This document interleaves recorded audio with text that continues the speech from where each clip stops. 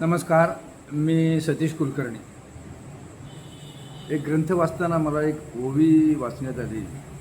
तिचा अर्थ समजून घेतल्यानंतर तुमच्या लक्षात येईल की कोणत्याही मंदिरात गेल्यानंतर किंवा स्वामी भवनात पिठापुर आल्यानंतर गुरुचरणाजवळ का बसायचं.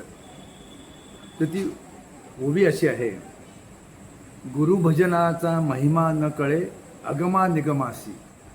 गुरुभजन आहे, त्याचा महिमाच अनेक भक्तांना माहीत नाही. नामस्मरण, वाचन, देवासमोर सामुदायिक नामस्मरण या गोष्टी का करायच्या. गुरुभजनाचा महिमा न कळे अगमा निगमासी. कुणालाही देवाच्या दारात येणाऱ्यांना ह्या गोष्टी लक्षात येत नाहीत. तो चालला म्हणून ते चालले म्हणून आम्ही निघालो. जायचं, नारळ हार पेढे डोळे बंद करून दर्शन, आजूबाजूचं पाहायचं आणि तिसऱ्या चौथ्या दिवशी पुन्हा घरी. तर या ओवीचा दुसरा अर्थ असा, दुसरी ओवी अशी, अनुभव जे जाणती जे गुरुपदीचे रहिवासी. अनुभव जे जाणती जे गुरुपदीचे रहिवासी. हे देवाच्या दारात देवाजवळ का बसायचं हे कोण जाणू शकतं. जे देवाच्या दारात गेल्यानंतर देवाजवळ बसून राहतात, देवाजवळ बसून नामस्मरण करतात किंवा भजन करतात, त्यांना हे गुरूंचं महत्त्व कळतं. फार सुंदर ओवी आहे. पुन्हा एकदा मला वारंवार वाचावी अशी ओळी, म्हणजे मला पुढचं पण सांगता येईल. गुरुभजनाचा महिमा न कळे अगमा निगमासी. अनुभव जे जाणती जे गुरुपदीचे रहिवासी. जे गुरुपदाजवळ म्हणजे गुरूंच्या पायाजवळ बसून राहतात त्यांना गुरूंचं महत्त्व कळतं. खरोखरच मलाही माझा अभिमान वाटतो की मी पिठापूरला सकाळी 8 ते रात्री 11पर्यंत श्रीपाद श्री वल्लभांच्या चरणाजवळ बसून असतो. बरीच लोक येतात जातात, गप्पा टप्पा होतात, चहा पाणी होतं, परंतु इथल्यासारखा आनंद, इथल्यासारखा आनंदाचा परमोच्च क्षण इतर ठिकाणी कुठंही अनुभवायला मिळत नाही. मी एकटाच असतो, 8-8, 9 तास मी एकटा असतो. कारण स्वामी भवनात येणारे सगळे तिथे थांबतात असं नाही. कुणाला कार्यक्रम आवडतात ते थांबतात, ज्यांना हे आवडत नाही ते जे फिरायला आलेले असतात ते निघून जातात आणि काही रात्री आल्यानंतर दमलेले असतात त्यामुळे झोपतात. त्यामुळं मी ठरवलं आपण तरी बसून राहायचं आणि बसल्यानंतर गुरूंजवळ बसल्यानंतर त्यांच्या पदकमलाजवळ बसल्यानंतर जो अनुभव येतो, जो आनंद मिळतो तो सांगण्यासारखा नाही.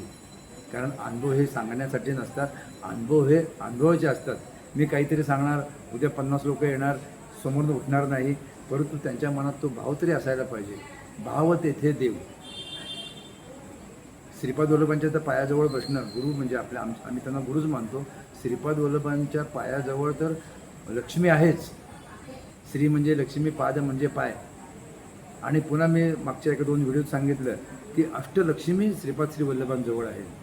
अनेक देवांजवळ अनेक प्रकारच्या लक्ष्मी आहेत, ती श्रेष्ठ आहेत, पण ते अनुभवलाच कळतं. लोक कुठेही जा, लोक मंदिरात जास्त वेळ थांबत नाही. एका बाजूने जायचं, दुसऱ्या बाजूने बाहेर पडायचं आणि त्यांना पुढचं बाकी ते गावातल्या उचापात्या, गावातली इतर ठिकाणं आणि ते संपवण्यासाठी ते आलेले असतात. आणि केव्हा एकदा ते संपवून पुन्हा आपल्या घरी जातो, हे त्यांच्यात इतकं चक्र वेगाने चालू असतं की त्यांना थांबायला सुद्धा फुरसत मिळत नाही. तेवढ्यात महाप्रसाद घेणार, तेवढ्यात काही लोक म्हणणार आम्ही महाप्रसाद घेतो, काही लोक म्हणतात आम्ही हॉटेलमध्ये जाऊन जेवतो. नुसती पळापळ चाललेली असते. देवाच्या दारात ही ओवी वाचल्यानंतर देवाच्या दारात थांबायलाच पाहिजेत. आणि मग तिथला आनंद अनुभवायचा असं तर 2, 3, 7 दिवस राहायला पाहिजेत. लोक कारण नसताना हॉस्पिटलमध्ये डॉक्टरांच्या आग्रहास्तव 7, 8, 10, 15 दिवस राहतात, पण इथं देवाच्या दारात 3 रात्रंसुद्धा नीट राहत नाहीत. आणि राहिले तर देवाच्या दारात जो गणित केलं तर तिथल्या काळापेक्षा बाहेर फिरण्यात वेळ जातो. एकंदर देवाच्या पायाजवळ दिवसातून 24 तासापैकी 15 मिनटंसुद्धा देवाजवळ नसतात. मग देवाने तुमच्यावर कृपा का करावी.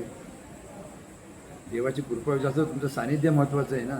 आणि त्या सानिध्यात जर राहिला तर तुम्हाला ते तिथले व्यूज लक्षात येतात, तिथलं स्थान महात्म्य लक्षात येतं. पण ती शांतता अनुभवून घेत नाहीत. लोक नुसते फिरण्यासाठी आणि झोपण्यासाठी येतात. हे अनेक वेळा सांगितलं आणि अनेक वेळा सांगावं लागणार आहे. हल्ली देवाच्या दारात गर्दी, नारळ हार पेढे, देवाला उचलणं म्हणजे पालखी करणं, देवाला आंघोळ घालणं म्हणजे अभिषेक करणं, देवाच्या दारात झोपणं, देवाच्या आजूबाजूचं पाहणं खाणं, ह्याच्याशिवाय काहीही होत नाही. सानिध्य नाही, उपासना नाही, काही नाही. स्वामी भवनातसुद्धा दुपारच्या वेळी एवढी शांतता असते. मग माझं आमचं देवाचं आमच्या गप्पा गोष्टी होतात, त्यांच्या सानिध्यामध्ये आमचं नामस्मरण होतं, नवीन विषय सुचतात. हा विषयसुद्धा आज कोण नव्हतं, सगळेजण फिरायला गेले होते. म्हटलं अजून आता वेळ आहे, 2-4 विषय सुचले, त्यामुळं मी 2-4 प्रकारचे व्हिडिओ केले. त्यामुळं जर इथून पुढे देवाच्या दारात गेल्यानंतर काही नाही, काही लाखो रुपये खर्च येत नाही, दिवसातून 400-500 रुपये खर्च वाढेल, पण तुम्हाला देवाच्या पायाजवळ, गुरूंच्या पादुकाजवळ बसण्याचा जो आनंद, जे समाधान आणि त्याच्यानंतर जो कृपाशीर्वाद प्राप्त होणार आहे किंवा होईल, त्याच्यासारखा अमूल्य ठेवा किंवा अमूल्य लाभ तुम्हाला इतर ठिकाणी कुठेही मिळणार नाही. शेवटी तुमचा अनुभव तुमच्याजवळ, अनुभव कसा प्राप्त करून घ्यायचा हे तुमच्याजवळ. कारण ह्या सर्व सोयी, या सर्व प्रकारच्या अनुभूती, सर्व प्रकारचे अनुभव आलेले आहेत. सांगता येत नाही, सांगू पण नाही, म्हणून अनुभवणं हेच महत्त्वाचं आहे आणि ते अनुभवता येतं. म्हणून पहिल्या दिवसापासून मी सांगतो आहे, पिठापूर तुम्हाला मोक्ष मिळण्याचं स्थान आहे. इथं आल्यानंतर तुम्हाला मोक्षच मिळणार. तो मोक्ष कसा प्राप्त करून घ्यायचा, तो श्रीपादांच्या सानिध्यात राहून प्राप्त करून घ्यायचा आणि सानिध्य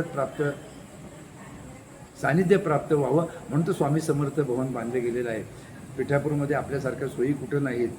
म्हणून खरोखरच हा व्हिडिओ ऐकून ज्याला ज्ञानप्राप्ती होईल किंवा ज्याला वाटेल आपण आज्ञाने आपण पिठापूरला जाऊन ज्ञानप्राप्ती प्राप्त करून घ्यावी, आत्मज्ञान प्राप्त करून आपल्या कुटुंबाला सुख, शांती, समाधान, आनंद प्राप्त करून द्यावे अशी मनाची इच्छा झाली, तो पिठापूरला आल्यानंतर स्वामी भवनात येईल.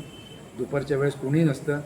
दुपारी 11 नंतर 4, 4:30, 5पर्यंत पूर्ण सामसूम असते.